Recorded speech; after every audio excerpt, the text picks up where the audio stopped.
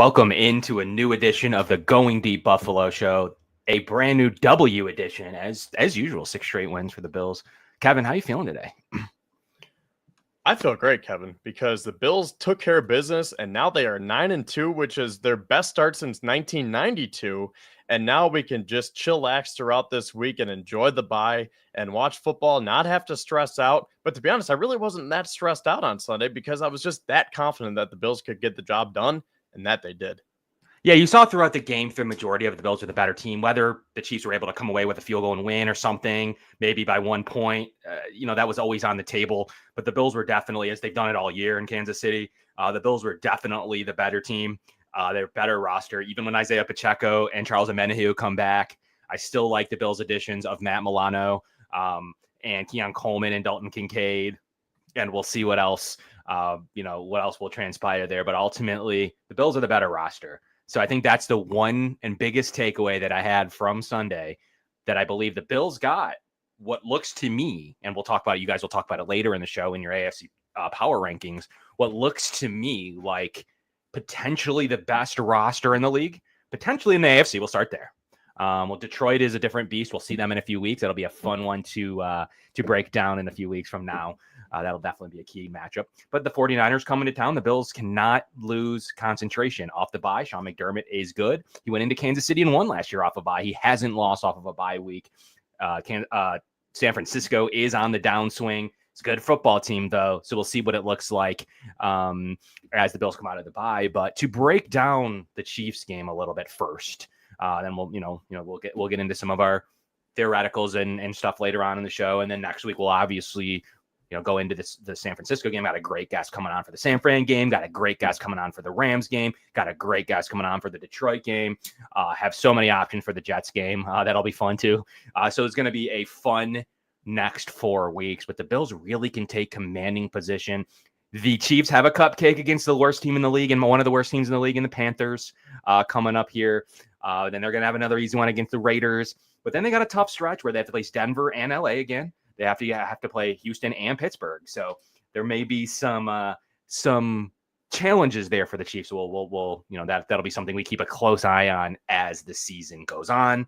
But as always, this show is brought to you by the Summit Center for the best autism care in Western New York. Check out the Autism Center. And tonight's show is also brought to you by Dave Dengler and the Larson-Timko Funeral Home right here in Fredonia. Larson-Timko Funeral Home offering 100% fully guaranteed price and pre-arranged funeral plans with live streaming available. You can give them a call at 716-679-9000 or visit their website at larsontimkofuneralhome.com. There you have it. Thanks to Dave. Thanks to the Summit Center. We really appreciate them for their patronage. But hey, Kevin, as we look through this Kansas City game, let's start there. Give me your just high-level reactions. Obviously, we had the Bills run of the year. We could talk about that for an hour, but everyone saw it. Everyone's seen it on repeat. Aside that play, how are you feeling? So Sean McDermott did a couple of things that we need to talk about. First, he's one of the most aggressive coaches on fourth down in the NFL. He's second in the league to Detroit. However, the analytics would say that Sean makes a little bit better of decisions. Detroit's a little reckless. So ultimately, it's very interesting to see that. I don't want to hear any more. The Bills are conservative. It's easy to say with Josh Allen, of course. It's definitely easy to say. However, he is still being aggressive in those situations. He's doing the right things. He went for it down in the first half. Turnover. Dawson Knox didn't finish his route. It is what it is. That's the kind of thing that can happen as you press every fourth down. The Bills are one of the best teams in the league on fourth down. However, he came back and re-trusted the offense and went for it again in a situation that had to be had. And Josh rewarded him. So those are the kind of decisions that Sean's going to go over and over again to take the 5-point lead. Could have been on the table. You could have said our defense is playing good. I don't think they'll get in the end zone. Maybe they'll get in field goal range, but they won't get in the end zone. And you could have trusted your defense. We saw that in Houston where the Bills were like, we're going to tie the game. We're going to give it back to Stroud. Ended up being an okay decision. The Bills did get the ball back, and then we know how that game finished with the 3 straight incompletions. So ultimately, you can play the results here that it was a bad to kick the field goal. They could have gone for it on fourth down. Same similar situation in Houston. The Bills learned from it, and they said, you know what? We can't have that happen again. We need the W. How is your reaction to how this game was played out from start to finish? Yeah, I said after the game that as much as we want to appreciate that Josh Allen touchdown, because that was, as Jim Nantz said, the play of the year. And I think everyone universally realized how dominant Josh Allen is and just how hard he is to bring down. And Dan Orlovsky and a lot of other analysts said that the Chiefs called the right play there because the Bills were expecting man coverage. The Chiefs came out in zone. So Josh took it upon himself to go get the first down and then some as he scampered for the 26-yard touchdown. And I believe it was you who tweeted that he started at the 37, right? So it was really Yeah, like a 37-yard run when it was all said and done. Yeah, it was from the 37. Just to get the first down, you're talking about 16 yards or 15 yards or whatever it happened to be. I thought that he probably was going to get taken down around the 12, and then have another set of downs, and that would have been another really nail biter down to, would they go for it again? Do they kick the field goal then? They're going to burn all Kansas City's timeouts. So it would have been an interesting scenario had Josh gotten taken down, but he didn't. Obviously, the best thing about Josh Allen, and this is what a lot of people don't think of, the Bills don't need a check down, right? So the Bills don't need to have a running back sitting there in the flat or sitting there in middle of the field to take the ball. The Bills will trust Josh Allen to be the check down and then thus give them an option to have 3, 4, or 5 receivers out that are eligible to run different routes and not have to worry about a check down. So that's advantage Bills. So that's really tough to cover. The Chiefs did make the right decision in their coverage. The Bills really thought that they were going to see one, and they ended up seeing zone. It's tough. Like, Josh Allen needs to make a play in that situation, or you're turning the ball over again on fourth down. So I think ultimately what you can take away is the Bills' aggressive nature, scoring 30 points on the Chiefs for the first time since 2022. That's a big feat. That team's being carried by their defense. Let's call it what it is. Mahomes is not playing great football right now. He's playing good football. He's not playing Patrick Mahomes level football. He's leading the league in interceptions too. He threw 2 on Sunday, so he now has 11 picks in 10 games, which is tied for the most with Jordan Love and Geno Smith. So Mahomes is not having a Mahomes-like season by any means, as much as the national media might try to make it out to be. And we all know he can turn that on at any game. It could be starting this week after the loss against the Panthers. It could be the next week against the Raiders. It could be when down the stretch at some point. But we all know Travis Kelce has had stretches in the regular season lately where he has struggled, but he always turns on as well and had a ridiculously good finish last year. So we'll see if we see that from Kelce. But let's talk about the Bills' defense. Continue to talk about the Bills' defense for a minute. We can talk about Josh Allen. Hang on. I actually didn't finish a point that I was going to make. So as much as I want to give Josh Allen credit for that run because it was an incredible run, the point that I was going to make was we can't lose sight of the fact that McDermott chose to go for that because a few years ago, he probably would have elected for the field goal and said, okay, I don't want to take that risk of missing. And then they go down and get a field goal and win 24-23. He said, you know what? Field goals aren't going to beat Kansas City. Josh Allen is. And I want to give him a lot of props for that because I think he's gotten a lot more aggressive and the numbers back it up.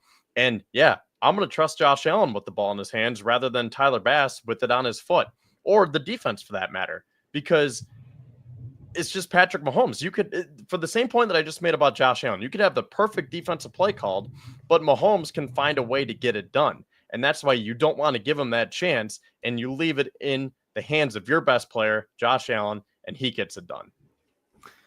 It's simple. Like, you have a guy like Josh who's playing at the top, toward the top of the league. You just can't, even regardless of what level of Mahomes we've been seeing, you just cannot require it to come down to your defense like it does in so many of these games, so many of these matchups. Even if you trust the plays you had called and maybe you would have came away with a W still, you can't even risk it. It's still up 9. You never know what could happen with a Mahomes quick touchdown / onside kick field goal. Like, you just don't know. Like, 9, nothing's safe. So you need to get it up as many points as you can in definitely 2 possessions. Like, you're pretty safe at 2 possessions. It's not 100. Even in the moment, it's never 100% with Patrick Mahomes. Never. So, like they were even saying on the broadcast, you never really know how it could go, even with a quick score. They were driving. If Bernard doesn't cover 30 yards of field, he baited him into making that throw. What a great play by Bernard. Those are the things missing in the playoff game last year. We talk about it on this show. I talk about it all the time. The Bills had no linebacking play. They had a hurt Rasul Douglas. They had no Christian Benford. The downgrade from Benford to Dane Jackson is humongous. The downgrade in the linebacking room is humongous.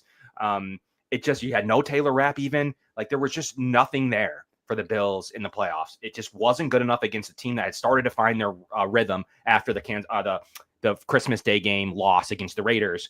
They haven't lost since that game until today, till Sunday. So they found their groove, and the Bills just did not have enough defensively to get it done. They played a gutsy effort in the fourth quarter, but we saw the reason what Terrell Bernard can do. Now add in Matt Milano shortly, potentially as soon as next week, and you have a completely different look. Now you have depth with Dorian Williams there. You have depth in the cornerback room.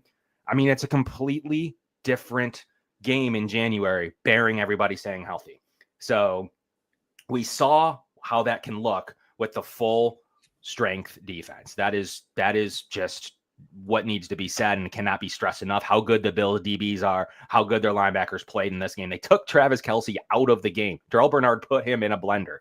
There was no option for Travis Kelce, and even the Bills countered with one drive with Xavier Worthy. Their man beater, because the Bills play 18% of man in this season. They went into this game and they played a gluttonous amount of man coverage. And you know what you saw? You saw them have to counter with Xavier Worthy. You saw some of his rookie mistakes that he's had all year, not keeping his feet in bounds. He's just not the world's greatest route runner. One of his biggest plays, he got open on an OPI, and you could argue that Mac Hollins OPI'd for Curtis Samuel later in the day. But so did they. Same play for Xavier Worthy down the field. In the one drive, he had his 4 catches. The Bills countered with Cam Lewis to take Dorian Williams off the field when Dorian Williams still does struggle in coverage. The Bills countered with Cam Lewis. Another great decision by Sean McDermott as his limited snaps. Cam Lewis was super effective in this game. So the Bills definitely have some options when they see themselves again, because teams aren't going to know. Are they going to run their 82% zone coverage, or are they going to go to the Kansas City game plan? The Bills put something else on film themselves in this game. So just from a defensive standpoint, how refreshing is it to have basically, and going to be even healthier with Dwayne Carter and Milano, maybe Smoot in a few weeks, and a couple others. How refreshing is it to see a full-strength Bills defense against the Chiefs rather than what we saw in the divisional round? It is very refreshing. And to Christopher's point right here, the Bills lead the NFL in takeaways. They have won in every game. So 11 games they played so far, they have a takeaway in 11 straight games. And I think that's a testament to this McDermott/Babbage defense and just the playmakers that they have here, even considering the injuries that they've been dealing with. No Matt Milano, no Smoot, no Carter. Did you happen to see my tweet today? I didn't. Which tweet? So I found this crazy stat that the Bills, keep in mind, this is without Matt Milano, as we all know, but they have held Trey McBride, Mark Andrews, and Travis Kelce to a combined stat line of 7 receptions, 38 yards, and 0 touchdowns. And that's without one of the best cover linebackers in the league. Imagine when they get him back, not to mention the defensive lineman that they're missing as well. So I just hope and pray that they can be healthy going into January, because that's going to make all the difference in the world right there. But I mean, those numbers are just very, very eye-popping, considering I know Mark Andrews isn't having the season that he has been over the last few years, but still, I would still consider him one of the better tight ends in the league. And I think he's been picking up the pace over the last few weeks. Travis Kelce, going off of this past week here, the Bills held him to 2 receptions, 8 yards, only 4 targets. So I don't know if that was scheme or what the Bills were doing defensively to take him away. But either way, the main point that we need to take away from this stat right here is that Terrell Bernard is an amazing player. And Dorian Williams has done a great job stepping in for the injured Milano. Yeah, the Dorian Williams debate's going to rage on. He's definitely going to see some support in run plays. Like, you're going to see Dorian Williams in run plays at least to start with. I do think that Matt Milano is going to play all the passing downs for sure. I mean, I do think that's what the plan is going to be. He is a liability in coverage, period. That's probably one of the biggest liabilities the Bills have right now is Dorian in coverage. It is what it is. The Bills, you may see him on early downs and Matt flip, and then maybe you'll transition to full Matt.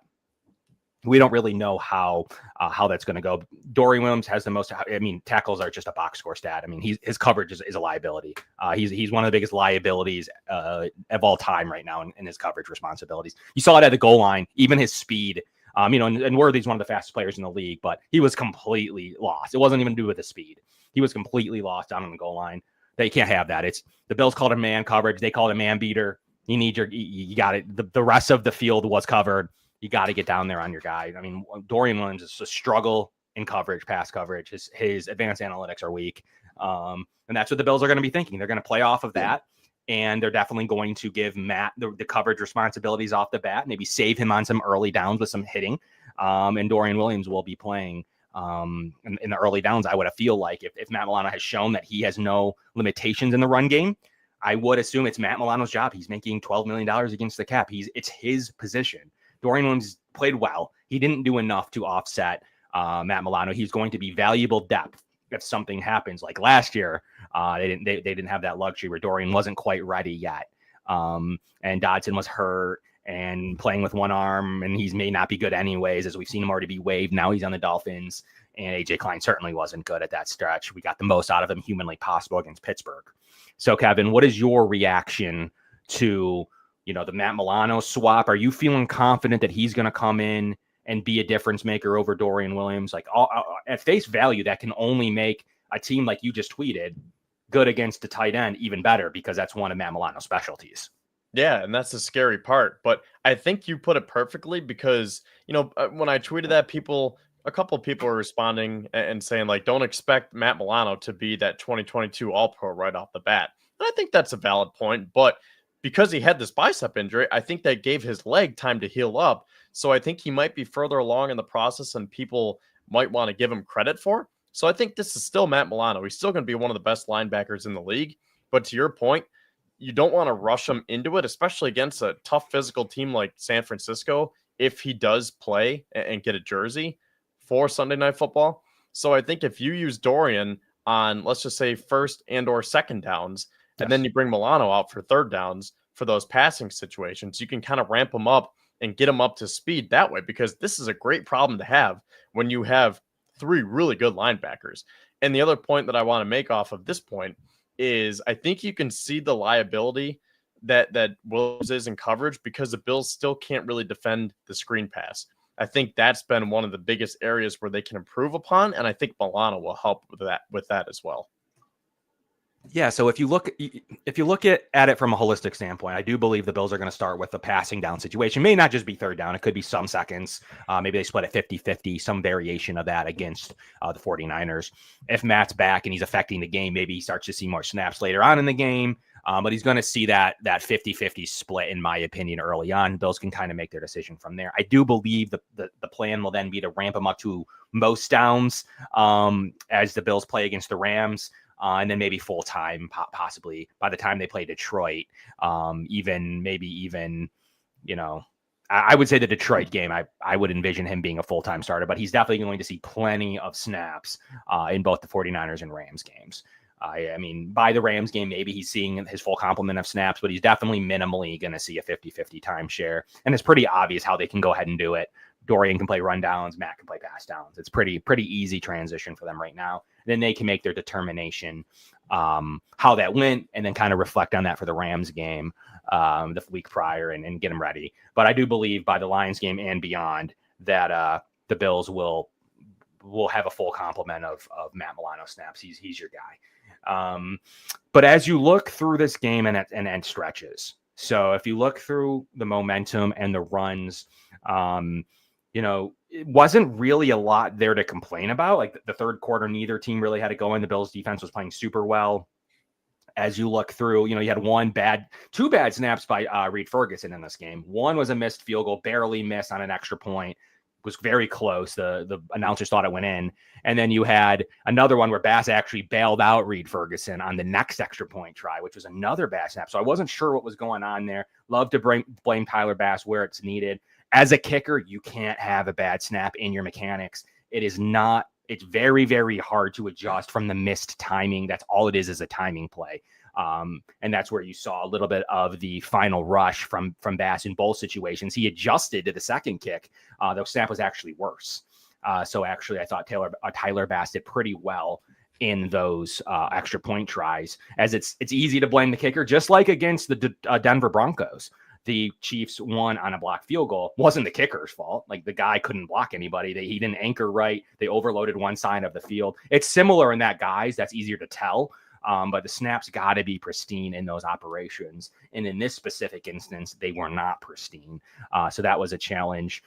Speaking of challenges, we saw a missed challenge. You got Perry up in the booth, paging down to McDermott to throw a challenge flag. That's what you pay him for. He's got to page McDermott. The Bills literally have a guy in the booth for that reason. Bizarre challenge. Not really sure what he saw, but I mean, didn't really hurt them too much.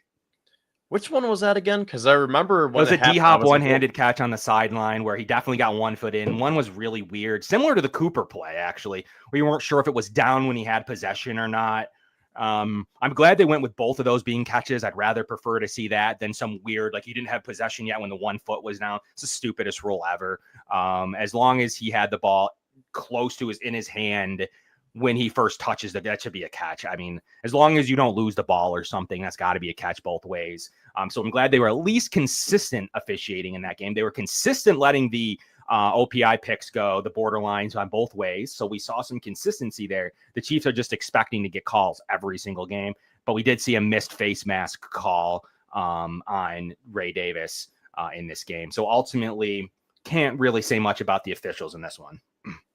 Yeah, and going back to that challenge, I remember when it happened, I was like, you're not going to win that. I understand going along the same lines of McDermott being aggressive. He's trying to be aggressive and win it, but I was like, I don't really like that one.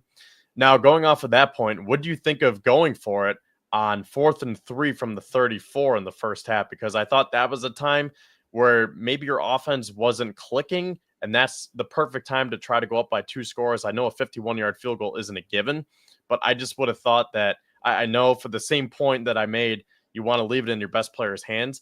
Sometimes I think that it's better to just take the points, assuming you can make the field goal, go up by 2 scores, try to get that momentum. And then later in the game, when you're trying to really put the exclamation point on, when you're closer to the end zone, that's when you get aggressive and try to put the dagger in them. So like sometimes you got to read the situation. For me, my gut was telling me just take the field goal. So the problem is like the field goal is not guaranteed, and then they get even better field position, end up being a pick and returned to beyond where the field goal would have been missed from. I think you have a guy like Josh Allen, you go for it. Like it's consistent line of thinking at least. I mean, we can say like this one's a little bit different than this one. This one's more prime time. Like Patrick Mahomes was going to get the ball back to win in this situation, and maybe not that one. Like I see it like at face value, you want to kick in that position. However, they probably do against let's pick a quarterback. Drake May, they play him twice coming down the stretch. You probably kick that against Drake May. You're not overly grab the points, but you're not too worried about what's going to happen there because you're always going to dominate. You're going to take the points. But in the situations to where you're playing a team that can absolutely punish you for bad decisions, Bills need to go for it. They would have taken a commanding lead. They would have taken a commanding position in this game. I don't hate it. I actually thought the play was there. I don't know why. What Knox saw there. Thought Knox played a pretty good game all around. But real quickly, shout out to the Bills offensive line. Ryan Vandemark off the bench to play right tackle against George Karlaftis. What a day he had helping out, and then only having to worry about also on his side Chris Jones and not knowing where he's going to be at all times. What a game from Osiris Torrance, who I've been heart critical on. I think he's the worst player on the Bills O-line, but he showed up in a big way. He played super solid football, and what a development story for him so far. Aaron Cromer's been a freaking beast for the Bills, like just all the way around. This line has been fascinating. The Bills are top 3 in EPA per play running the ball. They've allowed the fewest sacks in the league. They're 3rd in pass block win rate per ESPN pass block win rate metrics. The Bills' offensive line is studly to the point where teams are going to be calling this offseason, whether it's for Vandy, what is it, Alec Anderson? Could it be Grable, who actually also won the tackle job? The Bills are going to get Grable back, so some more tackle depth for the Bills. Ultimately, we can't speak enough to the Bills' offensive line in this game, all in every game so far. But to answer your original question, I like it. I think you got to go for it. I got to stay consistent because the last thing you want to do is say they made that field goal when they were up 5. I think that then the rationale is maybe we kick at the end too. We're up 8 and they can't beat us. There's no way they can beat us in regulation. And you're probably kicking in both then. But I don't believe you're going for it up 5 because now a field goal makes it into a scenario where there's nothing that they can do to take you down in regulation, and you have a lot more opportunity to win the game. So I like the double go for it. The double go for it got him plus 7 points. There is a way that if they double kicked it, would have been plus 6 points. So even the EPA per play going for it was greater, Kevin, because ultimately Bass is probably about 60% from that range, 50 plus. So you're talking about 60% of 3 points is the EPA there, as compared to going for it and possibly being in a better position for a field goal, a more guaranteed make, or a touchdown. So the EPA per play going for it was definitely higher. And Sean definitely has somebody in his ear saying, go for it. The analytics say to go for it, and he makes his call. You have Josh Allen, go for it. I do like the double go for it. I don't like the go for it here and not there scenario because they were similar outside of the fact of the time on the clock. Yeah, that's a good point. And just so we're clear, the Bills would have gone up by 9 points if they would have kicked that field goal back in the first half. So that would have been a little bit of a difference. It would have been a 9-point lead as opposed to a 5, but I see where you're coming from with your thinking. Now, I want to talk about the offense because I thought Curtis Samuel played a great game on Sunday, and I know that you've been very critical of him as well. I'm curious to see your thoughts about Samuel's big day because that was his first touchdown scored since December 17th of last season. I thought him and Josh were not on the same page early. There's something about his route running that Josh doesn't they even mentioned it on the broadcast. There was some missed plays there, especially early in the game. On that play, we're referencing that they went for it. Curtis Samuel was open somewhere else on the field down the left sideline. For some reason, Josh didn't see it. I think they went in at halftime and said, look, you have Curtis open on a bunch of these, Like, let's start looking his way. I don't know what the issue is here. But I definitely think it's like a Josh Allen and Curtis Samuel chemistry. I'm excited to see him with a full off season. He's signed. He's not going to get cut. He's going to be a receiver on this roster next year, to the point where the Bills probably aren't going to do a ton at receiver, especially if they sign Cooper. You're probably going to run the exact unit back, Cooper, Coleman, Shakir, and Samuel. That's going to and probably bring back Mack. That's going to be your 5. That's your receiving core. The Bills could actually bring back their entire offense, if they sign Cooper. So I think that's going to be too encouraging to run this back. And if Brady doesn't get plucked, you're running back the entire offensive side of the ball in this game that you had in this game, plus Coleman and Kincaid, who didn't play, but the entire offense is going to be returned. And when you're already feeling like you're a step ahead. So that's going to be too encouraging. So I'd like to see him with a full, we've heard the shoulder pec injury. We've heard about the turf toe, the turf toe thing I've heard about for months and months and months about this turf toe. He'll probably use that in the end of the season press conference as reasons. I got to see more than a 58-yard performance before I'm ready for an apology form. But in no stretch, especially when Coleman comes back, I need to see him produce. When Kincaid, Coleman, you still have Knox, obviously you still have Shakir. I still need to see him do something when the rest of the weapons are back and teams are starting to run more zone coverage against the Bills rather than, a Steve Spagnuolo who likes to use a lot of man, as the Bills were expecting on that 4th down touchdown run. So ultimately, I'm good with the 58 yards. I'm fine with it. I think that was a good stepping stone. Got to see a lot more from him for that salary. Got to see a lot more from him from that contract. And even more, whether it's his fault or not, I got to see that chemistry with Josh Allen, who he has with plenty of his receivers, even Coleman, and definitely, Shakir and Kincaid and Knox. But he's certain, even Mack at times, but certainly not with Curtis Samuel. Even in this specific game, he didn't have it in the first half. In the second half, he started to see him more. So we'll see if that is a nothing dud like we saw with Isaiah McKenzie later on in his career, or if it's a start of something new. We'll find out as soon as the 49ers game in that one. What are your reactions on the receiving room and Samuel? Yeah, I would agree with your take. I thought it was a great stepping stone for him. That was finally the outbreak that we needed from the $24 million receiver. And I believe the contract is worth up to $30 million with incentives. But now you got to be able to see it more. He has to do it consistently. I think I've been more of a Samuel fan than you have in general, but I think that we can both agree that 58 yards isn't this great coming out party. You're going to have to do it next week against San Francisco, and then next week against the Rams, then the following week in a tough matchup against Detroit. So I'm not going to say, oh, he's back. This is the $24 million receiver that we signed. I think it's a nice piece, but how is he going to respond? Like you said, once Amari Cooper's fully healthy, once Coleman's back, once Kincaid is back. So I think there's a lot of moving parts here. Now, that being said, Amari Cooper, he only had 2 catches for 55 yards, and they were both in the first half, but they were 2 huge catches. What do you think about Cooper's day? Yeah, I mean, you could see I talked about this earlier, which is what I wanted to see, maybe why he could have played against the Colts as well, because I thought that potentially you could see some over the shoulder nine routes. That's very soft on your hand. You're not getting a bullet screen or a bullet on a potential slant route in the red zone, which would probably put some shock on where he's got some pain. So I thought that those were the kind of throws I'd see him make. And he changed the game early on. He didn't see him in the second half because it kind of flipped with Samuel. Samuel then started to get the reps or Josh's attention that he felt more comfortable with Cooper in the first half. So the Bills are super versatile at the receiver room. Cooper adds another dimension that the Bills were lacking. Obviously, his underlying metrics coming into the Bills with the Browns weren't good. He hadn't had a good year. But look at Cooper. He's saying it's the most fun he's having playing football. He's a very mild-mannered guy, very mild-mannered.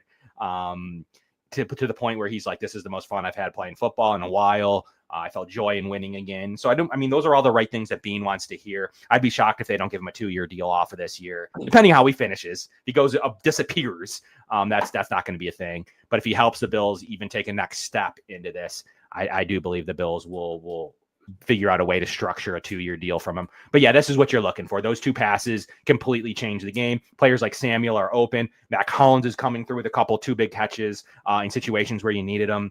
I mean, ultimately the Bills receiving room went from pretty poor post-Diggs trade to really in a good situation. April, we didn't know who would be on this roster. We had no idea who would be on this roster. But the Bills saw some deficiencies against the Houston Texans earlier this year when Shakir was out post the Ravens game. The Bills went ahead and added to this receiver room. They developed Coleman, who's going to be a treat to get back in these 50-50 balls. And then obviously, Cooper was added for the losses that they saw. So Bean went out and made a move to drastically increase his room. But the room's pretty good right now. If they bring him back, I don't think there's much that needs to be done. Running back this offense is going to be super encouraging from their O-line out. That's going to be a pretty cool thing to have going forward for the next 18 months, that they're going to be able to keep this entire offensive line together, including Vandemark, including their backups in Grable and Van Pran Granger. Bringing back that is special. And Brady probably won't get plucked if the Bills go super far. Well, it's tough to say a Super Bowl offensive coordinator, whether you win or not. It doesn't matter. It's tough to say that he wouldn't get plucked. So I know he's only been on the job 18 months, but Brady's EPAs are great. What he's able to do with developing these players, what Cromer was able to do with the O-line, he's going to have a lot of stories to tell and potential. He's definitely going to get interviews. So we'll see how that plays out. It'd be great to return him, at least give us 2.5 years with the same offensive coordinator. That would be great. But that's where we're at, Kevin. I'm impressed by Amari Cooper. And that's a guy that I was a little bit worried about giving a 3rd-round pickup for with his underlying metrics. But I do believe he's helped this offense. For sure. And Khalil Shakir, I heard people talking about him this week in terms of being a top 20, even top 15 receiver in the league. I'm not going to go that far, but I think he is so good at what he does. He's such a savvy route runner, and he gets so many yards after the catch. I can't remember if he's first or second, but I know First. He was necking. Is he first now with Jamar Chase coming in second? Yeah. Okay, so it's something around the lines of 450 yards, right? Yeah, so Khalil Shakir has been just so dominant for the Bills this year. And he's very underrated too, because let's just think about it from like a fantasy perspective. You're thinking, oh, Justin Jefferson, Cooper Kupp, Tyreek Hill, all the big guns. You don't think of Khalil Shakir, but he's good for 6 to 8 catches a game. He catches everything.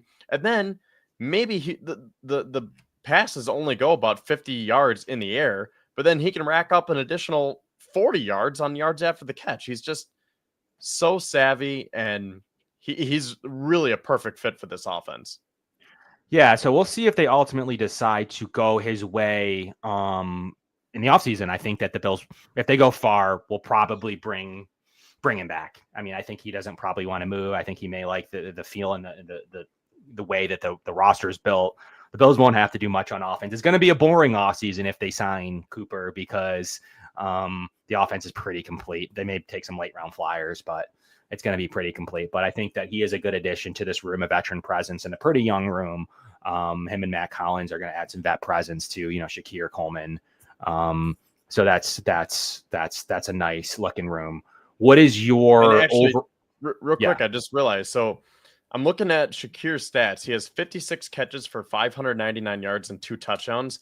So again, without knowing the exact yardage in terms of yak, he has about 150 air yards, and the rest have been yards after the catch. So I was saying how some of those, maybe he'll get 50 air yards and then 40 after the catch. It's probably more like Josh's passes travel about 25, 30 yards, and then Shakir's legs do the rest. Right.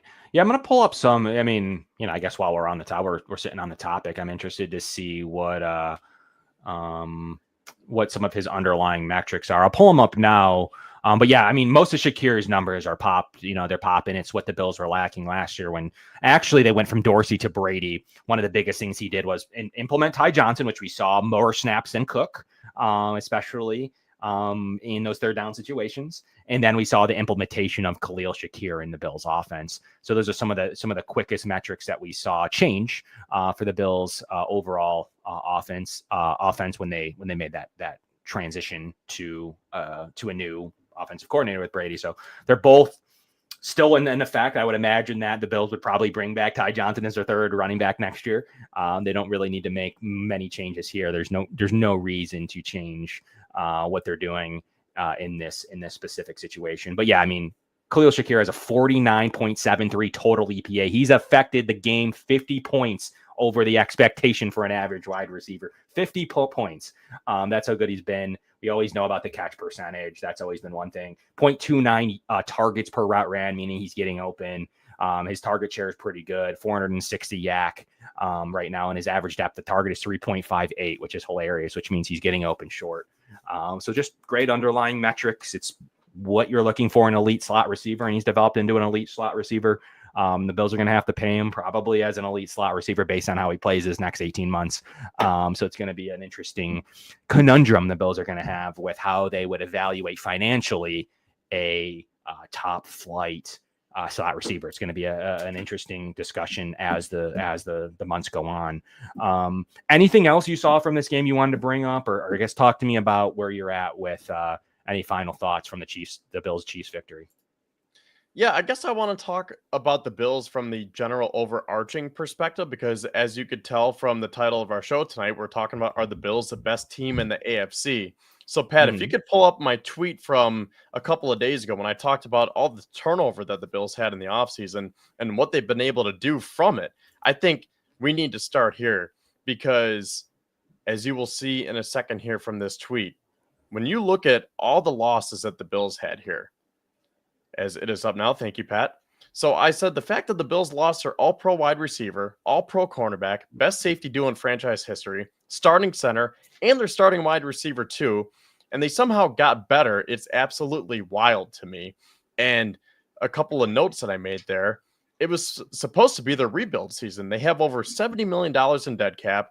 It was over $30 million from that Diggs trade. And a lot of us, myself included, I was like, okay, this is probably a setback year. I think they can still win the division and reach their status quo of winning that first playoff game. But I don't know if they'll be able to get past the divisional round this year. And then you try to get more money next year. The salary cap should open up a little bit. Maybe you go get the Diggs replacement, and then you hit the ground running in 2025. But through 11 weeks, it's been the best start to any season in my lifetime, as they are 9-2 for the first time since 92. Which I think is pretty cool. And I think that the point that we need to bring away from this is that we need to appreciate the jobs that Brandon Beane, Sean McDermott, and Josh Allen have done, because the winning culture and the stability that they have established here is something special. And I think that shows how important it is when building a team and when you're trying to construct the winning franchise here, you have to have that big three of a GM, head coach, and a quarterback who can all be on the same page and can be good communicators and are just very good at what they do. Because I feel like a lot of these teams, like let's take the Jets, for example. They have Aaron Rodgers, they have Devontae Adams, and, maybe let's just say Quinnen Williams or CJ Mosley. They try to build it up with these stars, and it's like, oh, well, it's Aaron Rodgers' team. No. As you can tell, they fired Robert Salah, and now they just fired their GM and Joe Douglas yesterday. They are a dumpster fire, and I can't wait to talk about them when we do our AFC Power Rankings at the end of the show. This just shows how important it is that instead of having these star players, and this isn't a knock on Stephon Diggs or anything, it's just the overall point is it has to start at the top, and the Bills have it right. Right. Okay. And yeah, I mean, look, the way that they've developed and look at all the late round hits the Bills have had. Yes, we can talk till we're blue in the face about Cody Ford or I guess Boogie Bashams, I guess. Some second round misses for sure. The Bills, I mean, okay. Yeah, I mean, sure, like a day 3 pick. The Bills have definitely had their misses. Like the difference is there are so many players on 3rd round pick contracts. Cook in a late second round pick contract. You have Terrell Bernard and Dorian Williams on 3rd round pick contracts. You have Khalil Shakir on a day 3 contract. You have so many different players. Christian Benford, one of the best corners in the league, on a 6th round pick contract. Yes, we talk about quarterback all the time. And when you talk about it from a perspective of, yeah, quarterbacks make $50 million. Now you got to win. All these things I hear all the time on Twitter. You got to win when the quarterback's on a rookie contract. I mean, there's some validity to that, but the way to counter that is you have a corner 1 on a 6th round pick contract when a corner makes $25 million. So there's definitely some counter discussions on how you would go about it in a way that makes your roster. Then you have a studly middle linebacker making $1 million. So that you can find out pretty quickly where you save some cap space when you build a roster like that, and not like the Dolphins try to do on defense with the Jalen Ramsey acquisition, which is a good player. He's still a good corner. But outside of that, like they've missed on Xavier Howard's extension, Byron Jones earlier, underneath a few years ago. Like they miss. And some of their best players are their homegrown players like Holland or Zach Sealer. Like exactly. Those are probably some of their best defensive players. So they've been able to stay afloat and maybe make a run at the 7 seed. Indy, Miami, and Denver right there in the one fighting for the 7 seed because they have some homegrown talent, even Tua, Devin Achane. They definitely have some homegrown talent there. The Bills have so much of it, from their running back room to their tight end room to their offensive line, from their tackles that have been drafted to Osiris Torrance. Yes, they free agent acquisition for a backup player, a spot starter in Connor McGovern, and now he's playing top 10 center football. He's actually an upgrade at the center room. So the Bills have made some smart acquisitions. Khalil Shakir, obviously, Keon Coleman. They've made some very smart decisions on the drafting front where, yeah, I mean, I would say that Bean didn't have his best free agent year, but he had no money. Like he did his best. His big signing was Samuel, kind of a flop, at least in my opinion. We'll see if that ends up being the case. Matt Collins was still a steady acquisition. Obviously we know the MVS, who's playing really good football, was a bust. And we know the Mike Edwards story, who's already been cut from Tennessee. So maybe he's just not good. So, and then Morrow wasn't really anything. He was supposed to be maybe a steadying force at linebacker when needed. They went to Spector when they had some linebacker injuries. So ultimately, and Spector is even a draft choice of the Bills. So they're getting backup level football from a 6th, 7th round pick there too. So ultimately the Bills are doing what they need to do. And then look at the, obviously their slot corner, obviously he's been paid now, but another draft choice that's developed underneath this regime. And Damar Hamlin, starting level safety on a day 3 contract, wherever you put him, he is a safety too. I'm not going to say he's a top end safety. He's a safety too, making minimum salary basically. So the Bills are getting benefits from and he was the reason Mike Edwards was cut, pretty straight up. Damar Hamlin was the main reason. And then they have Cole Bishop waiting in the wings to potentially be a guy that may have to step in for Hamlin next year. In this. So Kevin, the Bills have drafted extremely well. That's a few free agency flops, but they've tried their best. Brandon Beane pretty good in free agency. But the draft hits are plethora. They're there. And then that's not to add the depth, the O-line that they added this year in the draft. We're not even talking about Ray Davis. So the Bills have had some very solid draft selections that are only furthering this young depth of this Bills roster. And that's how you sustain a W with a paid quarterback like Josh Allen.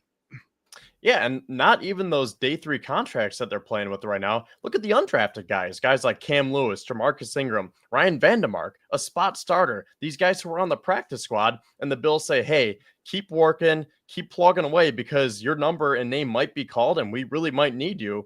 And that's a perfect example with Ryan Vandemark. I know, was he on the practice squad? Did he make the 53 going into this season? Going into this season, he made the 53. Last season, he actually won the swing tackle job. The year we plucked him from the Colts, he was a priority UDFA, meaning he got paid a good amount of money to sign with the Chiefs, or excuse me, sign with the Colts. He was waived probably to be a priority practice squad member, but then chose to sign to the Bills practice squad, stayed the year, played on the practice squad, and then earned a roster spot last September. And then has been on the roster ever since. He's been a pretty pivotal guy. Actually got beat out for the swing tackle job by Grable, another 6th-round draft choice. And the Bills would tell you that Grable is the Bills' starting or a backup right tackle, where they probably felt like they wanted to roster Grable on game days if something ever happened to Brown, because he was going to win the job. And truthfully, Vandemark's the backup left tackle, and they always expect Deion to play every snap. So there's not really need for him, but we saw right away when he was needed, he's a pivotal depth piece to this team. And Alec Anderson, a guy that plays a lot of snaps, another UDFA player who the Bills have helped develop under Cromer. So just UDFAs across the board that are filling out the rest of the roster. And if you have that, you're going to continue to sustain success when you have big priced players like Josh Allen and some of these contracts coming off the books very shortly that the Bills are going to have a little bit of money next year and a lot more in a couple of years. So they're going to be able, and they're going to have to pay some of these guys we're talking about though. So there's definitely a conundrum there. And now you're inserting Matt Milano, Kevin. The Bills roster development is top of the league. I mean, let's go off of the Chiefs point based on, recency bias here, the whole Xavier Worthy experience, right? When people are like, oh man, you could have had Xavier Worthy, but you sent him to Kansas City. Did you not learn your lesson when you gave them Patrick Mahomes? But on the flip side, look at it from Brandon Beane's perspective. He got Keon Coleman and Dwayne Carter out of that. And right now, I would say that the Bills are winning. I know both of those guys are hurt, but I wasn't a big Worthy guy to begin with. You flip him and turn it into Coleman and Carter? I mean, come on. That is Brandon Beane just being an elite general manager. And off of your point about the Dolphins and my point about the Jets, another team that you could talk about is Jerry Jones and the Dallas Cowboys. They didn't do anything at free agency. And then a couple of weeks before the season, they gave Dak Prescott and CeeDee Lamb massive contract extensions. They tied up their funds with those guys. And now they don't have the proper depth or the proper resources to be able to properly build their team. And you're not seeing guys like Ryan Vandemark or Cam Lewis stepping in and making plays for them. And they are just spiraling downward very, very quickly. So I just think it's so cool to see how you can have the general manager, the head coach, and the quarterback in sync. And not only are they in sync, they are all elite in their positions as well. Yeah, also, if everyone wouldn't mind, smash that like button. It helps us bring you great content and to our show sponsors, the Summit Center and Dave Dengler and Larson-Timko. We appreciate every one of our sponsors. Thank you so much.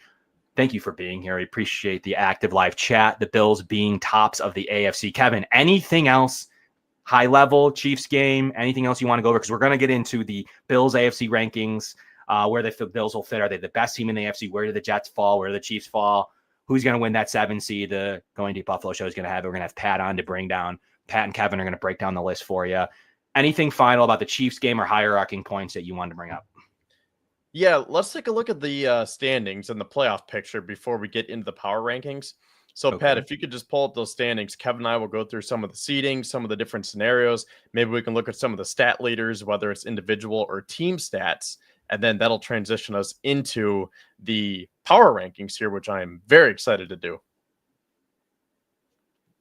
So I guess, Kevin, while we wait for these to come up here, what are your thoughts right now? Because you tweeted earlier that the Bills have, I don't want to say the wrong number. What is the percentage that the Bills could get either the 1 or the 2 seed as of right now going into week 12? So the 1 or the 2 is around 72%. The 1, 2, or the 3 is the 3 seed's another high probability position for the Bills to be in is going to be 94%. And the Chiefs have a 90% chance to be the 1, 2, or 3. So some of the stats that I had earlier, the Bills versus the Chiefs in the divisional round right now is not likely. So you may not have to see them. So that means it'll give you another opportunity for the Chiefs to have to win a game against either Pittsburgh, Baltimore, Houston. They're not going to see each other until the AFC Championship game. 83% chance right now, per my metrics, that the Bills will not see the Chiefs before the AFC Championship game. And that's not even factoring if they both need to win to even get there. So it's really a lot lower than that. But I'm just factoring that if both teams do make the AFC Championship game, the Bills only have an 83% chance to not have to see them prior to the AFC Championship game. So ultimately, that the chance that it's those two playing in the AFC Championship game still, analytics would tell you, still pretty high. But ultimately, they don't have to see each other before then. And a couple more situations where the reason that it's not even higher is because the Chargers have like an underlying chance to make some noise, to maybe knock the Chiefs down, put them in a weird position. I don't think it'll end up happening. It could. But ultimately, once some of that's put to bed, that 83% will be like 95 to 100% soon. They're not very likely to play in the divisional round, so we don't at least have to see that. The Bills are going to have to beat a path of like Denver, as we see here, and then possibly have to beat a Pittsburgh, a very strong Pittsburgh team, or a Houston, LA. If we have a Baltimore upset over Pittsburgh, then the Bills would then play the 4 or 5 seed. So winnable games to get you to the AFC Championship game, and any team in the AFC Championship game, whether it's the Chiefs, the Steelers, or the Ravens, or the Texans, how it ever ends up working out, no matter who it's going to be, Steelers, that it's going to be a challenging game. So who you play in the AFC Championship game is what it is, but you can afford yourself an easier path to the AFC Championship game. And, if you got a Denver / Houston or LA path, you got to take it. Like, you got to get through to the championship. There's no other solution when you're putting yourself in position to do so with a path like this. So right now, this is a very good path for the Bills if they had to play in Wild Card Weekend. Ultimately, this path is what you're looking for and is what you're afforded. Got to keep winning, though, Kevin. Yeah. So you think outside of getting the 1 seed, because that is without question. This is the path I'd pick outside of the 1 seed. Yep. So the 1 seed is the best option. But if you had to go with option B, this is probably it right here, where the Bills get the 2 seed. They have home field advantage, at least for the first round. And then it would be probably the second round, too. I mean, I guess based on what happens. Yeah, with you would the have to rest of see the who games, won. Yeah, to not really know. It would be Pittsburgh, Houston, or LA. That's who you would play in the divisional round. Yeah. So you're probably looking at 2 home playoff games again. And to open up against Denver, I know Bo Nix has been playing really well as of late. I actually just picked him up as my backup quarterback in fantasy, but I don't think the Broncos are ready yet. I think it's a nice story, and they could easily be 7-4 right now, as opposed to 6-5 with that Kansas City game. Sure. But I'm still not buying the Broncos. If I had to pick between Josh Allen and Bo Nix, Josh Allen 10 times out of 10. So I think, this probably looks like the best case scenario for the Bills. That would be a juicy matchup. Pittsburgh versus Baltimore, 3 versus 6. Yeah, it's one where you're definitely going to get one of them off the field, or off the playing field, I should say, or the tournament bracket early. So, the rest of the AFC would appreciate one of those going down early. So ultimately you could be looking at, could the Chargers beat the Texans? I think they certainly could. You'd be maybe looking at a Chargers, Steelers, Bills, Chiefs Final Four. I mean, look, there's nothing better than the opportunity to go win a dance. But you got to, just like in college basketball, you got to give yourself a path that makes sense. And this would be a path that makes sense. It wouldn't make sense if for some reason now you switch Baltimore in there somehow to their side. That would be a little bit more challenging. But right now, as the path sits today, as you asked me, this is a good path for the Bills. This is one that I would like if the Bills had to play in the wild card round. It's going to be tough with this stretch of San Fran, Rams, Detroit. If the Bills can come out of that into the Jets, Mess, New England, Jets, New England, they're feeling pretty good, but they got to come out of the next couple weeks.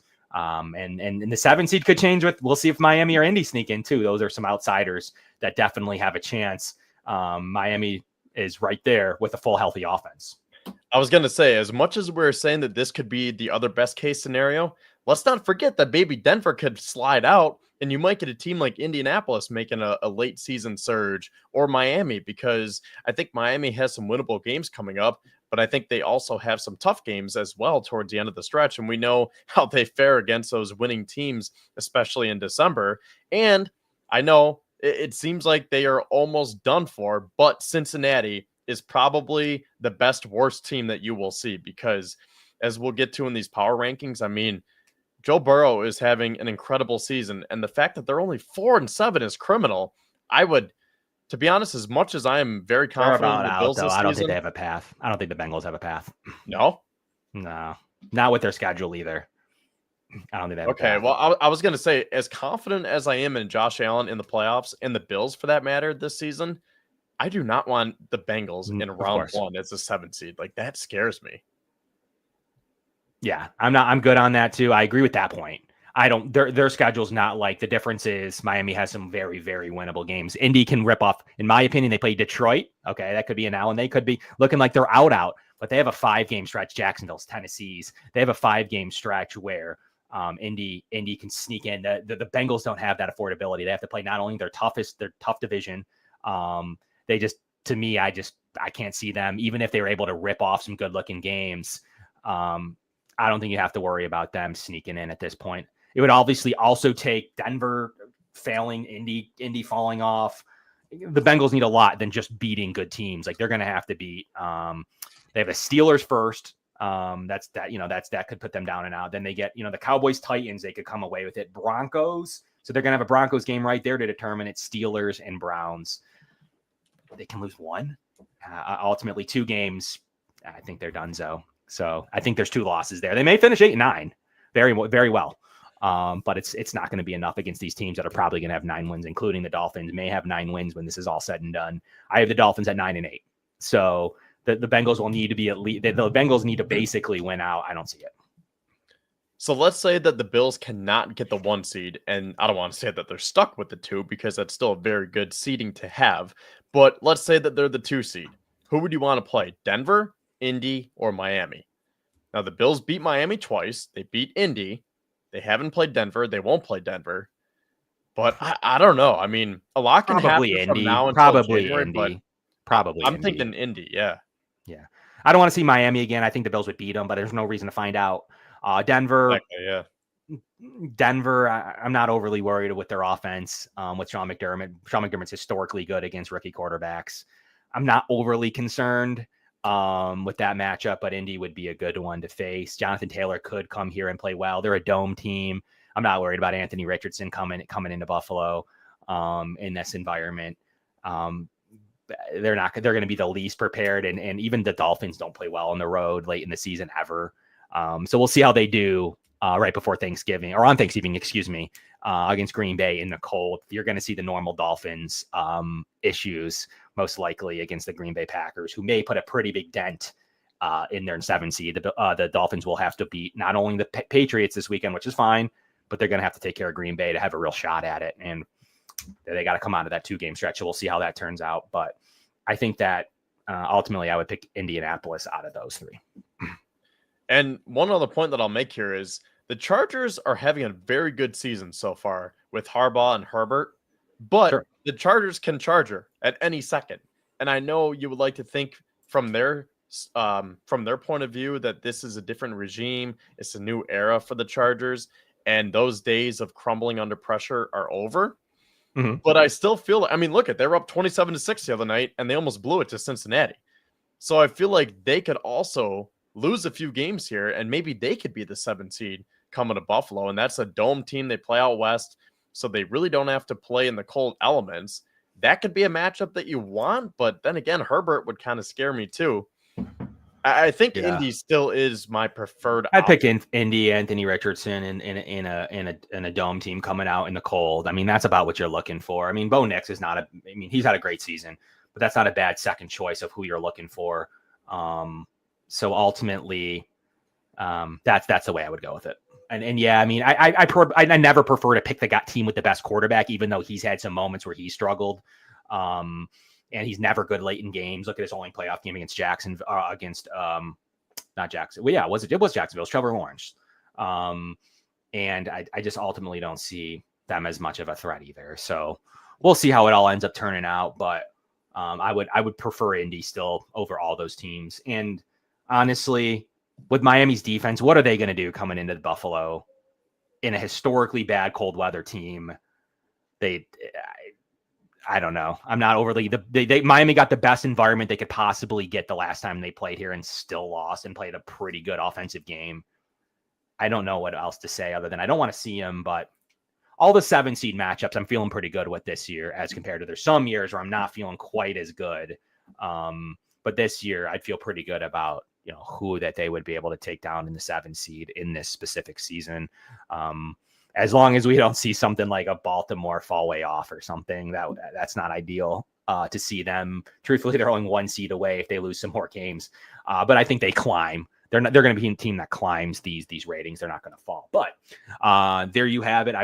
We have leave some time to go through the AFC Power Rankings with Kevin and Pat, producer Pat.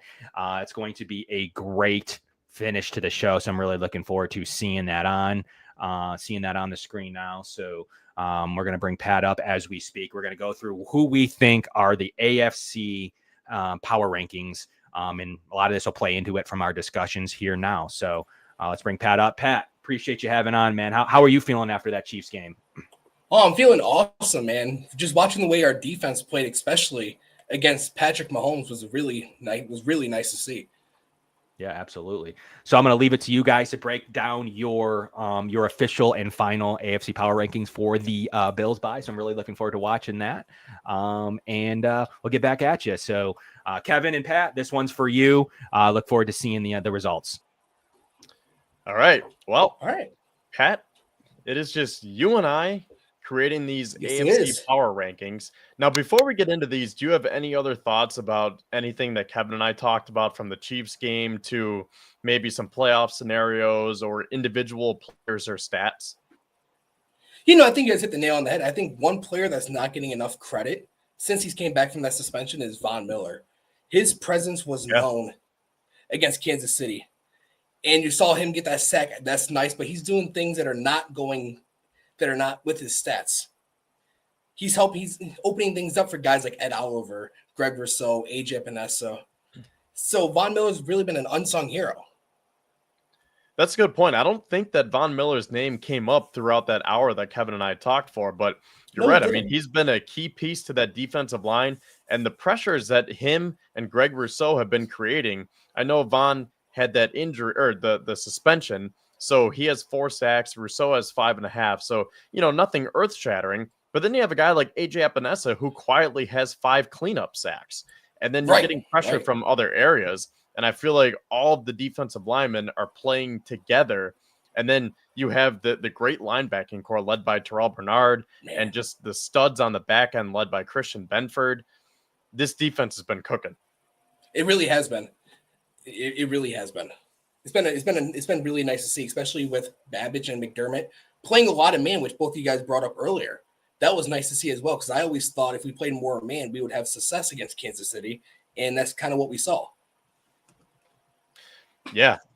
I saw someone say that it's called the McBabbage defense from now on.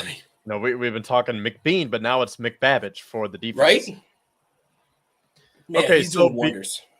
Before we get into the power rankings here, do you have anything else to say? I'm looking at some individual stats now.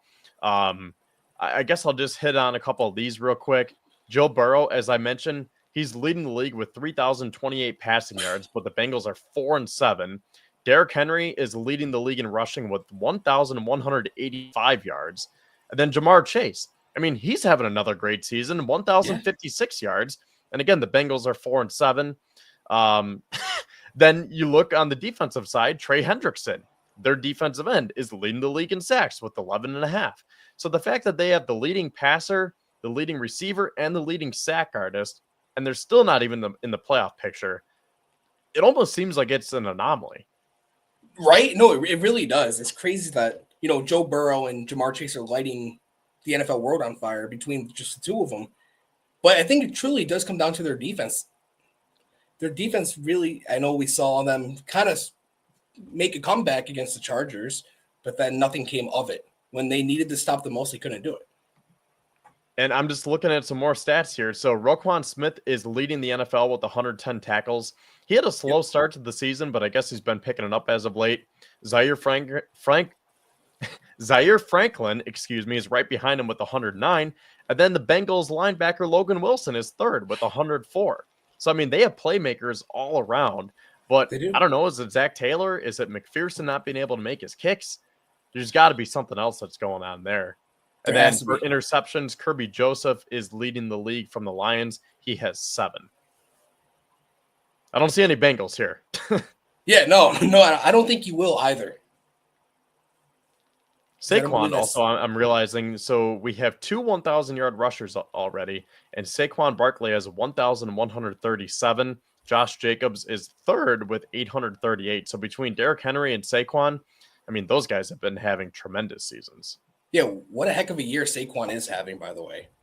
Yeah. He's having a phenomenal year.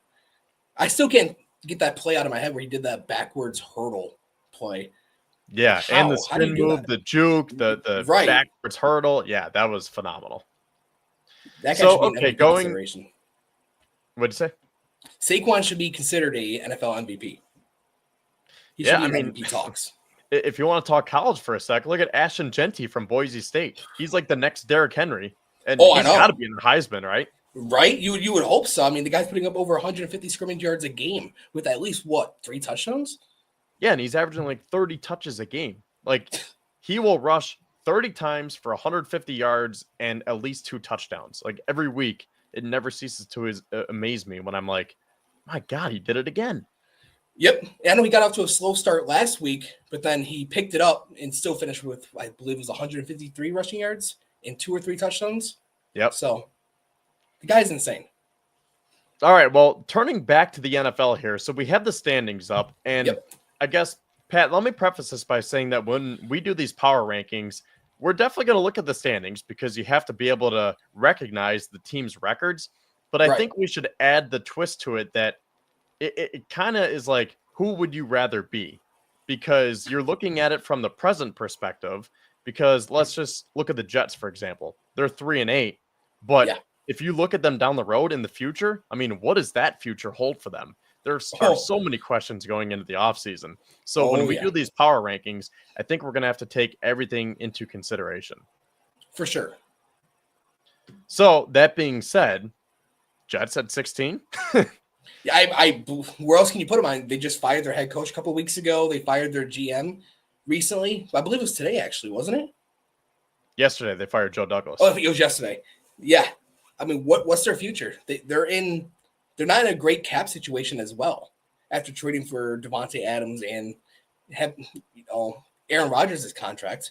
So they can't. It's not even like they have salary cap. They don't. Not to mention that they traded for Hassan Reddick in the offseason, and he was on that 9 or 10 week strike, and then he finally came back, and now he's playing. But I mean, what is going on within that organization?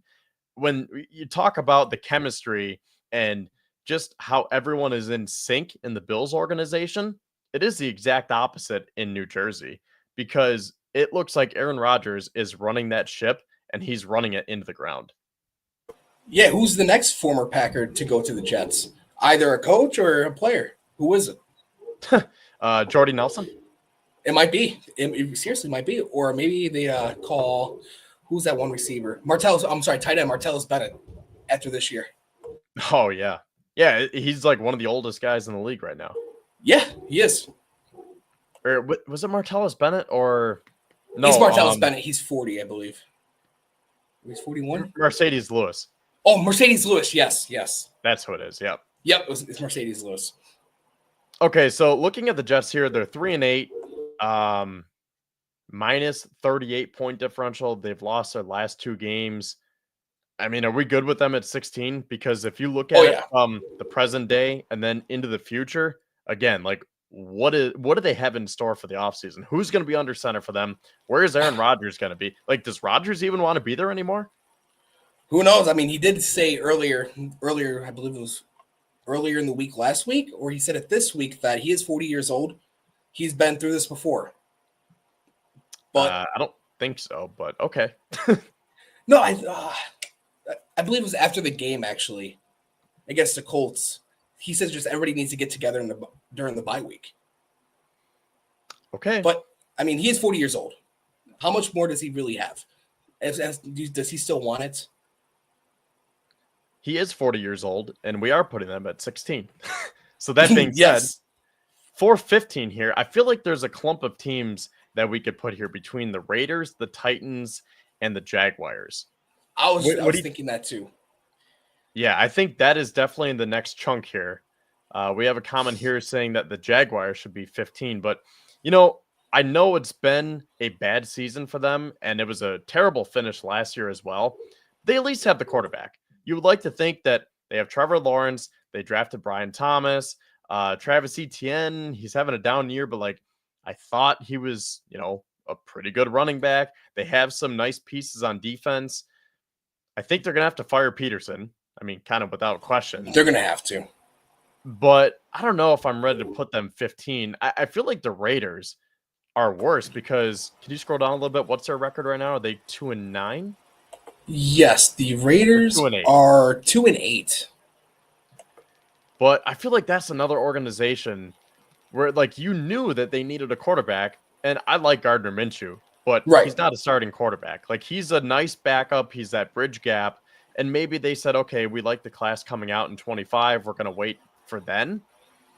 But, I mean, if you look at how they organized their franchise, they were paying Devontae Adams and Max Crosby. They signed Christian Wilkins, and it's you can't really make it top heavy. You have to start from the ground up.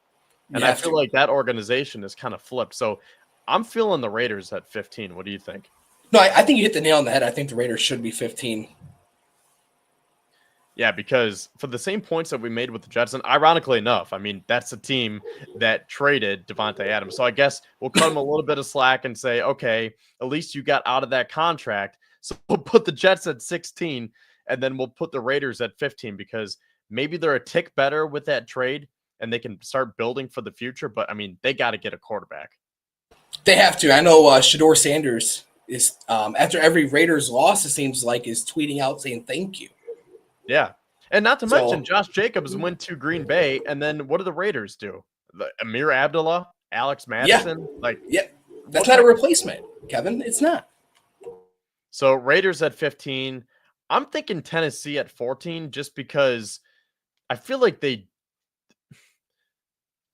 I guess going off of the point that I made with Jacksonville, again, they have the quarterback and they have some of the pieces.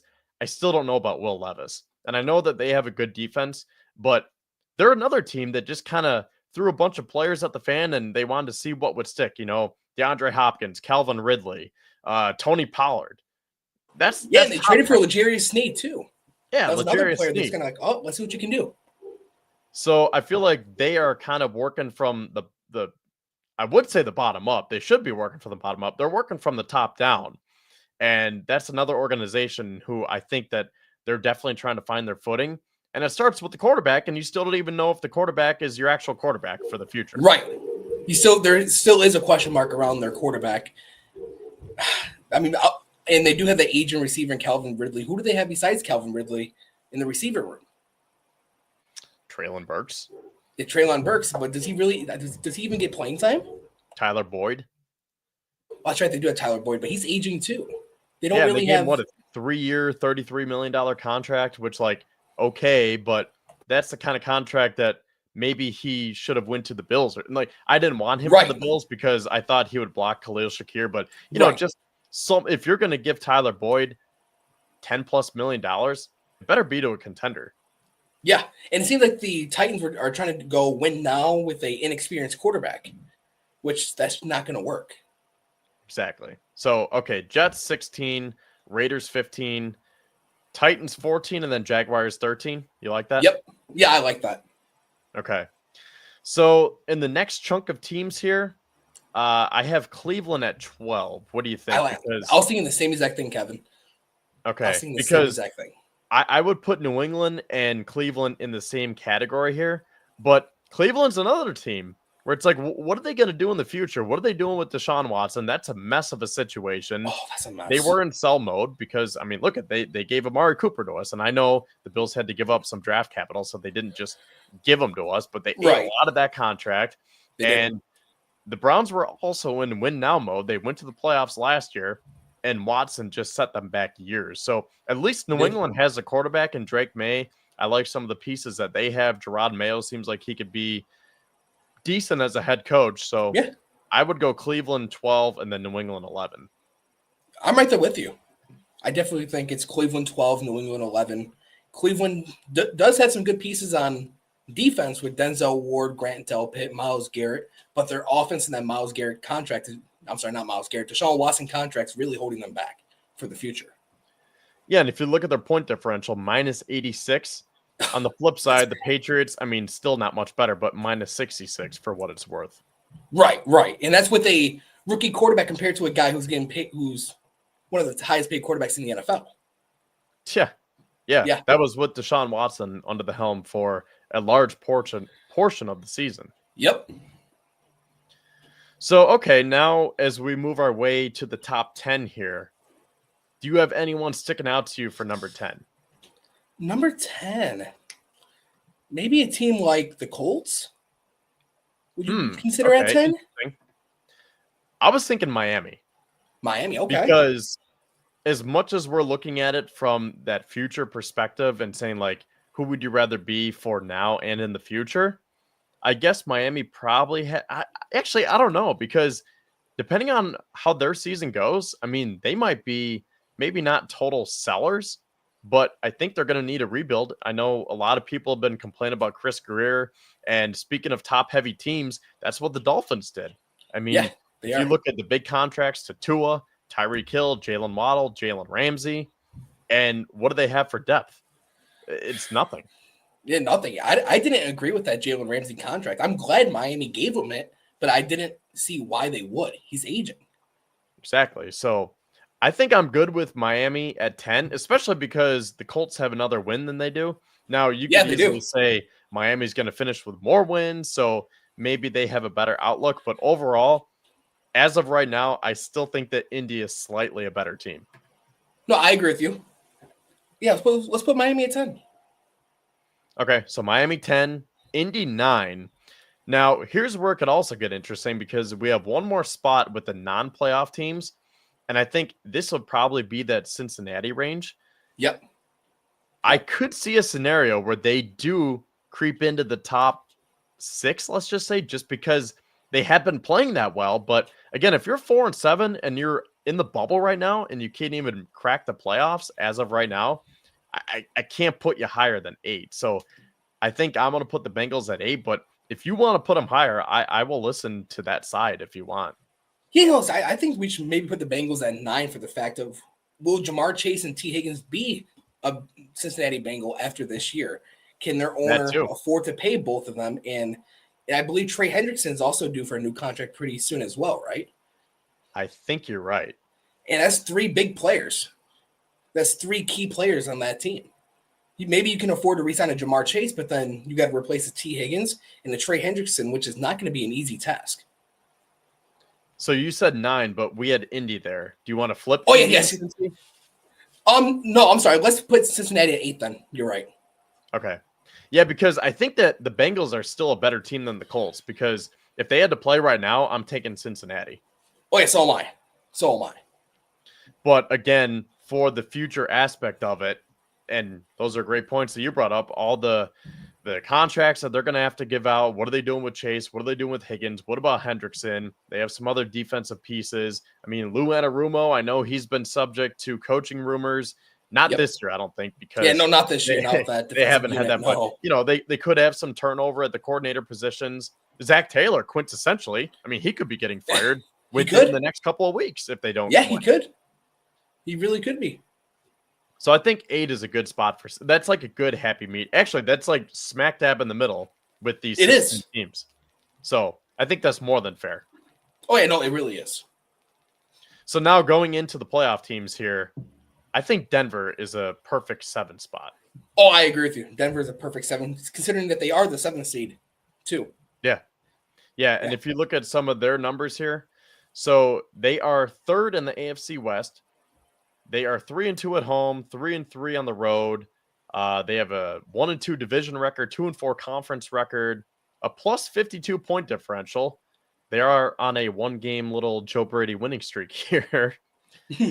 But again, it's Bo Nix. And I think that Bo Nix has had a very successful rookie campaign so far. Yes, he But has. is that sustainable? Can they make the playoffs? Can they win a playoff game? I don't think I can go much higher than 7. Yeah, no, especially if you have to play a team like Buffalo in the first round of the playoffs. If Buffalo were to get the second seed, is Bo Nix a guy that can go into Buffalo in the playoffs and win a game? I don't know. He is having not that bad of a season, but I still think number 7 is a perfect place for Denver because they are still young. In my opinion, they're still a couple years out, but I think they're trending in the right direction. Yeah, I thought one last thing I'll say about Denver, actually a couple things. Number one, I thought that Sean Payton was a doof. And I mean, he still might be a doof, but yeah, right. I thought that Russell Wilson got treated unfairly because I don't think that he was that bad of a quarterback. I think that Payton just wanted him gone. And now you're seeing that he's pretty successful with the Steelers so far. So I think Russell Wilson still has a lot left in the tank. But at the same time, props to Sean Payton for drafting Bo Nix. And they got his teammate in Troy Franklin. So they get the quarterback wide receiver duo. And I think that they finally turned it around in Denver. And then the other point that I'll make is their defense is like really good. No, yeah, their defense is really good. Oh, yeah. It truly does show wonders when a head coach can choose his quarterback. Compared to last year, we saw Peyton with Russell Wilson. Obviously, that was not a match. They didn't fit each other's schemes or chemistry. It wasn't clicking. Then that goes back to my point that I made with Kevin, saying how the GM, the head coach, and the quarterback all have to be on the same page because clearly Peyton and Wilson were not last year. No, they weren't. And now you're seeing Bo Nix. Right. And now you're seeing the guy like Bo Nix and Sean Payton. It looks like it's clicking. Okay, so now for the next slate of teams here. This is also where it gets interesting because I know we just had, we put the Broncos at 7, but this comment here says, unpopular pick, but the Ravens only at 7. Lamar in December and January. Now, that is true. That is true. They are playing very well right now. Aside from this past week, I know recency bias with the Steelers. Pittsburgh always seems to have their number, but we saw how dominant they can be. And I don't know if I can take Baltimore out of the top 5 right now just because, I mean, okay, if we want to talk about Lamar in December and January, well, if he's having an off game, they have Derrick Henry, who is just a complete beast and can take over any game at any point. So the Ravens are still dangerous to me. They're in my top 5. Yeah, no, the Ravens are in my top 5 too. So do you think it's more of a team like the Chargers or is it a Houston? Yeah, I'm looking at these next couple of teams here. I could make the case for Pittsburgh because they're 8-2, but again, is that sustainable or is it just because Mike Tomlin is, I don't want to say lucky, but I just don't know how far you can go with that tough defense and having the ground and pound game working and having Russell Wilson or a quarterback in general kind of being that game manager where you might need that elite quarterback at some point. And maybe Wilson was elite at one point of his career, but I don't think he's, I just said he has a full tank of gas left, but at the same time, he already hit a ceiling. Like, he's not going to be getting any better.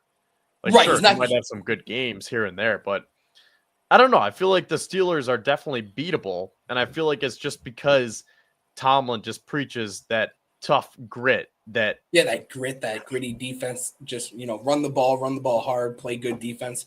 It's kind of like that old style of football in a way, right? Yeah, which is why I don't know if that's sustainable in January, because when you run into a juggernaut like Josh Allen, is TJ Watt going to be enough? He wasn't last year. Now, to be fair, they had Mason Rudolph, but I don't know. Actually, TJ Watt did not play last year against Buffalo. That's right. Yeah, he was out. He was out. Now, I do think that this second half of the schedule for the Steelers will tell a lot about that team because they still have to play Cincinnati. They still got to play Cleveland, I believe, tomorrow, which that's a division. You want to pull up their schedule while we look at that? Yeah, I can pull it up right now. And while I'm still pulling it up, they still have to play Kansas City and Houston as well. Yeah, Kansas City's on Christmas. They pick Cleveland tomorrow night on Thursday Night Football. So you're right. I mean, we'll get a better look at this Steelers team and see what kind of 8-2 team they really are. I mean, they're not going to win out. They're definitely going to lose. But right. Russell Wilson is undefeated as a starting quarterback. Yes, they are. All right, and here it is. Let's get that one off the screen. Oh, I didn't realize that you had to do 2 separate transactions here. Hey, while Pat does that, a reminder to smash that like button as it helps us create more content for you guys. As I see a lot of people have already. We appreciate it from all you guys. And now here is the Steelers schedule. So let's get a look at that. I'm going to try to zoom in a little bit.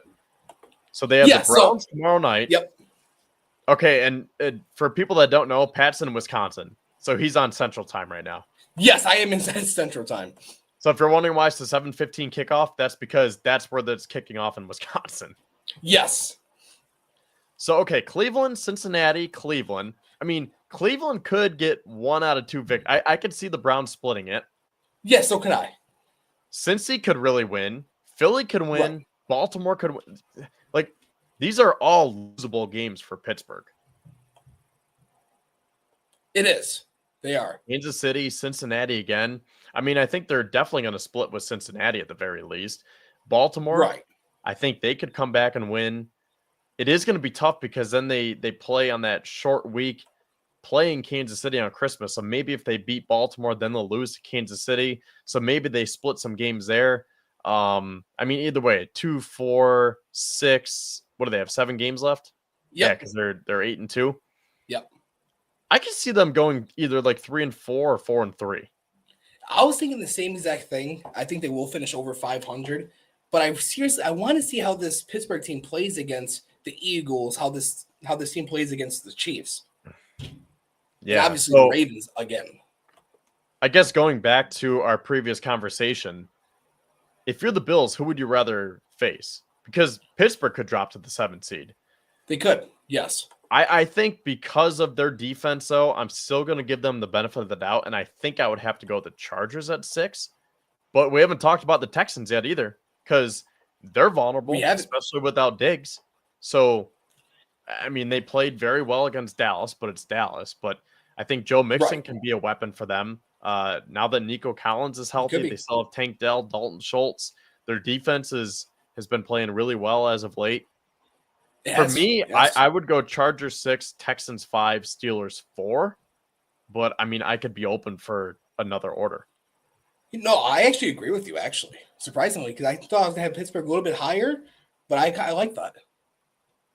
Now, I could also listen to the fact that you would rather play Russell Wilson in the playoffs than CJ Stroud. So maybe Stroud gets bumped up to 4 and the Steelers get dropped to 5.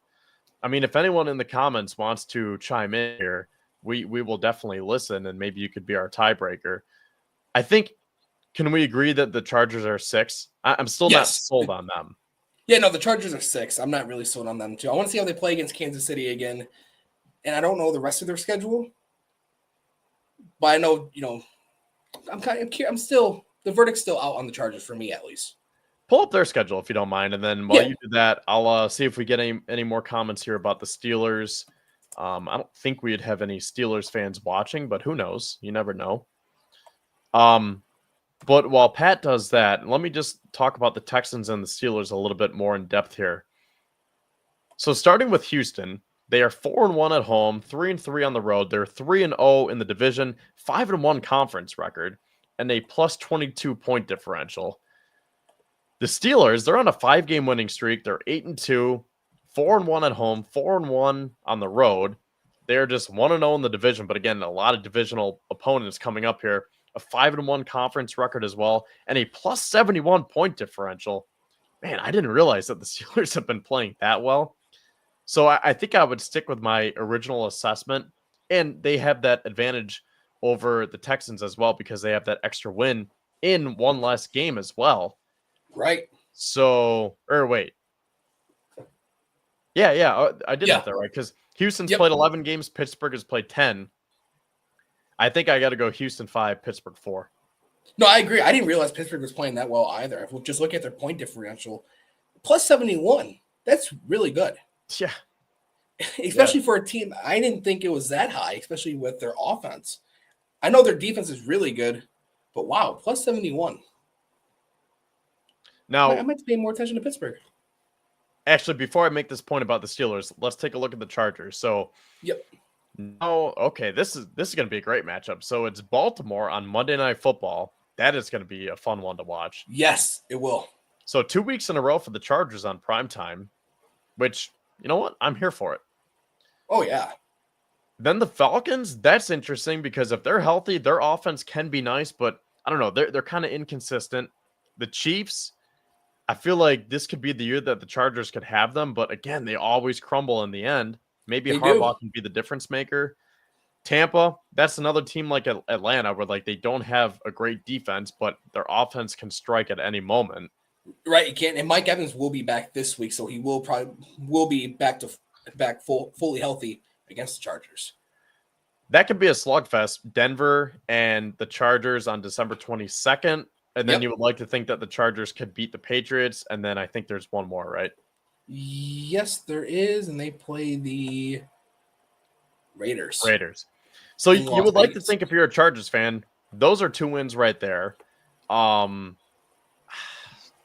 a toss-up for that Denver game. I think it's a toss-up. They can split between Tampa and Atlanta because I think both of those opponents are similar. So let's just say they're 3-2, and then scroll up a little bit. Yep. Baltimore and and the Chiefs. Yep, and the Chiefs. I don't know. I mean, that's another team. I could see 3 or 4 wins, 3 or 4 losses, like Pittsburgh. No, I'm right there with you too. So yeah, I'm good with them at 6 because that could be problematic at times. We'll see though. Yeah, we will see. And if Justin Herbert does play well and they don't sizzle off towards the second half of, this last half of the season, who knows where they can be. And do we know the injury update on Khalil Mack? I believe it. Let me find out. While you do that, I'll pull up Houston's schedule because now I'm curious about what they have. Khalil Mack, because I think Houston can still be a dangerous team, and I think that's why they would have to be in the top 5 for me because they do look dominant at times. Yes, they do. I mean, say what you want about that Lions game because, yeah, they did keep it really close, so it was a great game. But at the same time, Jared Goff threw 5 interceptions, and the Lions still won. So that's probably not too favorable for Houston if you're trying to use that game to be like, oh, well, look they kept it to 3 points, but Detroit, well, that's the game they probably should have won, especially because they were out to that bigger lead. Okay, so Houston has Tennessee. That should be a win. It's a groin injury for Khalil Mack. Okay. When did he sustain that, and how long is he going to be out for? It doesn't say how long he's going to be out, but he missed the game against Cincinnati, so I'm guessing he got hurt the week prior. Okay, so this is pretty recent. Yes. Okay. So looking at the Texans schedule, Titans, Jaguars, Dolphins. That's pretty easy. I mean, that could be 3 wins right there. Right, then they're going to win all 3 of those. I mean, they could really beat the Chiefs. They Ravens, that'll be tough on. That's a great Christmas Day matchup. And then the Titans to finish out. So, out of those 6 games, 4-2. So and 11 that's a toss wins up between Kansas City, I would say. Yeah. So I mean, I feel like the Chargers, Pittsburgh, and Houston can all finish around 11-6. Yeah, I'm right there with you. Yeah, maybe 12 wins. Yep. But that 10 to 12 win range. So I think we have it pretty solid here with Chargers 6, Texans 5, Steelers 4. Now the point that I was going to make about the Steelers, and to that other comment that we had to that point, could you bump Baltimore down because they lost to Pittsburgh and say that the Steelers deserve to be in the top 3? I mean, I would think you kind of have to, because look at just the point differential as well. It's +8 in favor of Pittsburgh, and Pittsburgh does have the head-to-head over them because they have only played once. So maybe you go Pittsburgh would take that Baltimore spot. I could see that. If someone in the comments wants to say something here, feel free, because I'm curious to see what other people think. I still got to put Baltimore at 3 just because they have one of the best quarterbacks and one of the best running backs. And that is true. That kind of scares me going into January, where I think I would still rather face Pittsburgh because, again, this might be only a 10-win team when it's all said and done, and maybe Baltimore is going to be looking at 12 or 13 wins. We do have a comment here. Steelers, Chiefs, and Bills in the top 3. Well, what do you think, Pat? I mean, if you want to go Pittsburgh, we can, but I think I still got to go Baltimore at 3. I kind of have to go Baltimore at 3. They do have the best running back in the league currently. I know I said earlier Saquon's playing out of his mind, but Derrick Henry does lead the league in rushing. No, he's second, right? He's a top 2 rusher in the NFL. Yeah, Derrick Henry, he's first. He has almost 12. Derrick Henry's first. Yeah, and they do have a 2-time MVP. Regardless if we think he should have won it last year or not, he is a 2-time MVP, and he is playing well. And Baltimore is playing well. And for what it's worth, I mean, they have a +63 point differential, so it's not like they're that far off. But Baltimore is 4-4 in the conference. Pittsburgh's 5-1, so that could be pretty telling as well. But again, Pittsburgh has a lot of those interconference games coming up. They do. Well, this is a hard one. Just like the AFC North, it's up for grabs. Yeah, it really is. I wonder if there's some advanced metrics that we could pull here. Well, actually, we haven't looked at Baltimore's schedule. I guess we could do that before we make our ultimate decision. Yes, I will pull a Baltimore schedule right now. I'll tell you this. Whenever I play Lamar Jackson, Derrick Henry, Justin Tucker, the Ravens defense in fantasy, it seems like maybe this is just me because I have terrible luck with fantasy, but it seems like they always go off where it's like, how does Lamar get 30 points and Derrick Henry and their defense gets 10 or 15? But I will say, I guess that's another good point too, is that their defense really hasn't been playing that well. And I think that they are vulnerable. So actually, while you pull up their schedule, I'm going to pull up. Yep, I have it right here. Okay. I'm going to look at the team stats because I'm curious to see what their overall defense is. Well, the Ravens do head over to Los Angeles to take on the Chargers for Monday Night Football. I think that's a win for the Ravens. Yeah. I don't think the Chargers win back-to-back games in primetime. So I'll chalk that one up to Baltimore. Then they come home to play the Eagles. I got to give that one to Philadelphia. I think their defense is better. It's going to be the Saquon Barkley versus Derrick Henry show, though. It might be whoever gets the ball last. Wait, do you have it in the background that we could pull it up? Oh, yes. And I'm looking at the total defense here. And where are they? Okay, so it's, as we can see here. So Baltimore is 26th, 27th, giving up 362 yards per game. But I don't want to read into that too much because I believe at the time at when they were playing the Bills back in week 4. Yeah, week 4, right? Yep, it was week 4. Well, they were dead last in total yardage, and they just put on a clinic on the Bills. So I feel like Baltimore is a team that can just turn it on, especially if they get some favorable elements. Yeah. So let's take a look at their schedule here. They take on Philadelphia, the game we just talked about, in Baltimore. Then they head over to New Jersey and take on the Giants. That's a win for the Ravens. Yep. They come home to play the Steelers. Again, that's a toss-up. Then they travel to Houston on Christmas Day. Then they come home to play the Browns. Okay, so let's start with Monday night. I think they can beat the Chargers, but then I think they'll lose to Philly and then win against the Giants. So I see them going 2-1. Do Do they come back? I think they do split with Pittsburgh. So I think they beat the Steelers, but then lose to the Texans, and then beat the Browns. So what's so 4-2. 4-2? Yes, 4-2 in their last 6. So they have 11 wins as well. Yeah, they do. And Pittsburgh does have the harder schedule coming up, I would think. We're still having to play Cleveland, Cincinnati, Baltimore, Kansas City, and Houston. And Philadelphia as well. Well, we got another comment here from Josh saying that the Ravens defense is suspect and defense travels in the playoffs, advantage Steelers. So I don't know. Maybe the more I think about it, maybe it should be Pittsburgh 3. But again, I just keep coming back to the fact, who scares you more, Lamar or Russell Wilson? Lamar does crumble in January, and Russell Wilson does have a Super Bowl on his ledger. So, and so does Mike Tomlin, but so does Harbaugh. So it's just such a toss-up. This is such a toss-up. Yeah. There's no wrong answer here. I wish they would have played twice already, but they haven't.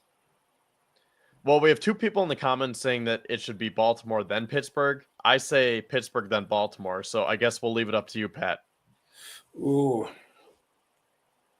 I'm going to go Baltimore, then Pittsburgh. Okay. So Ravens 4, Pittsburgh 3? Yes. Okay. Interesting.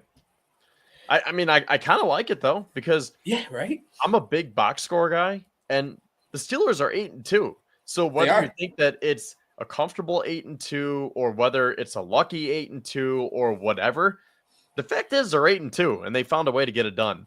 Right. And they made that very gutsy call to go from Justin Fields to Russell Wilson. Yep. So, yeah, okay. Pittsburgh 3. I'm going to say Kansas City 2, Buffalo 1. I'm right there with you. Kansas City 2, Buffalo 1. I mean, yeah, sure.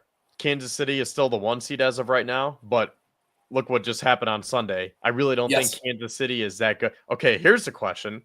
Okay. Could you drop Kansas City and bump up Baltimore and Pittsburgh?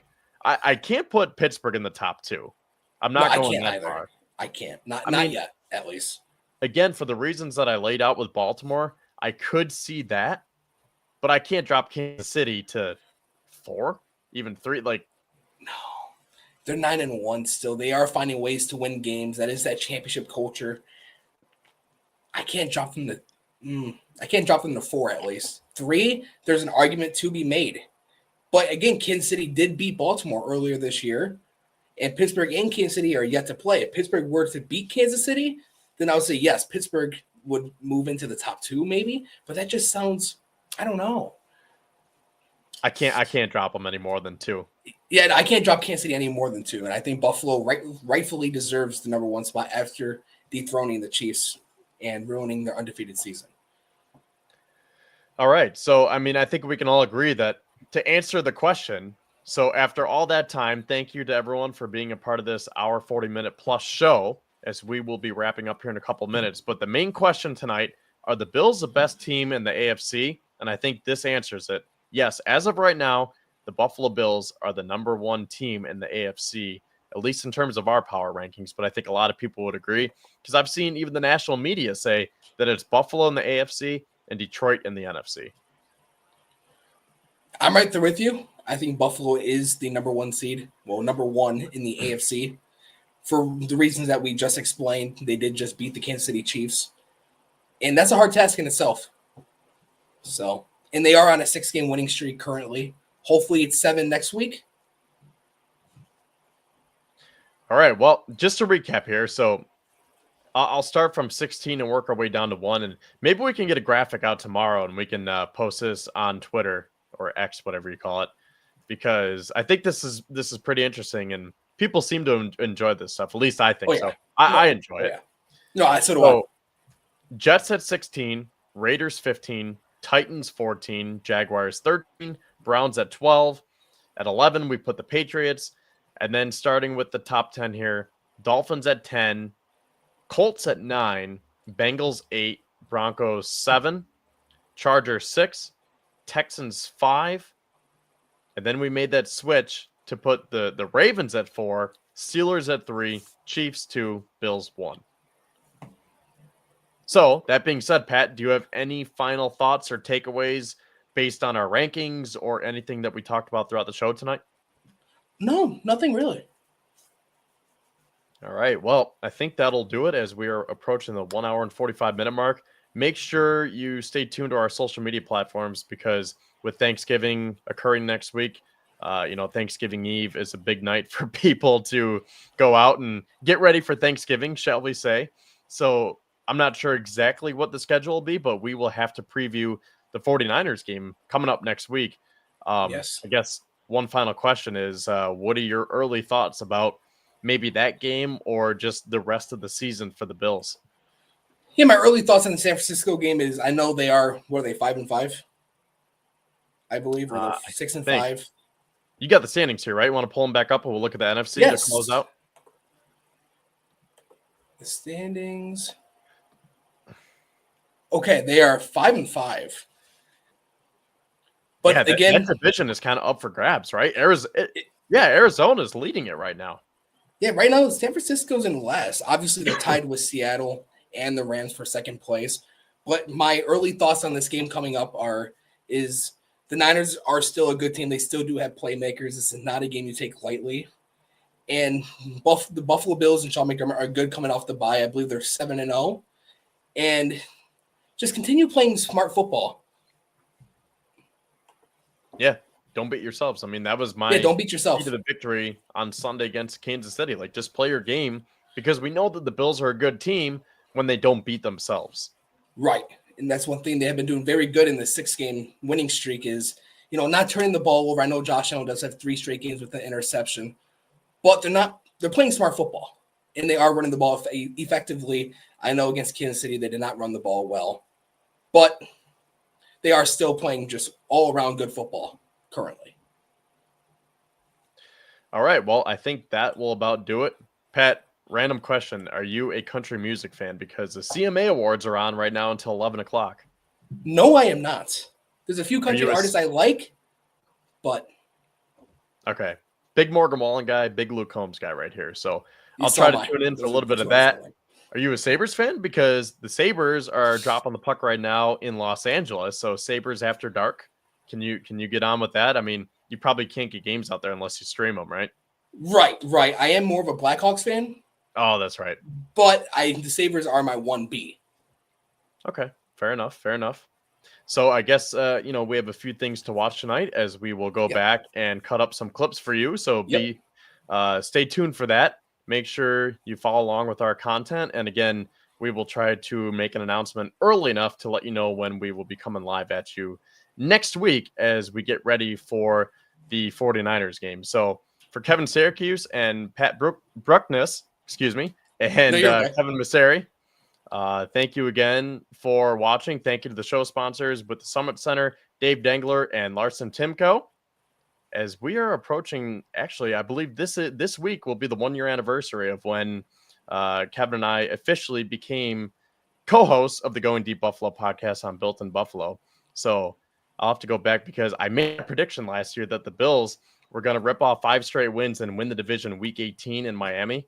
So we are approaching the 1-year anniversary of that. So pretty cool stuff. Yeah, it is. So, all right. Thank you again to everyone for tuning in tonight. And of course, go Bills. Go Bills.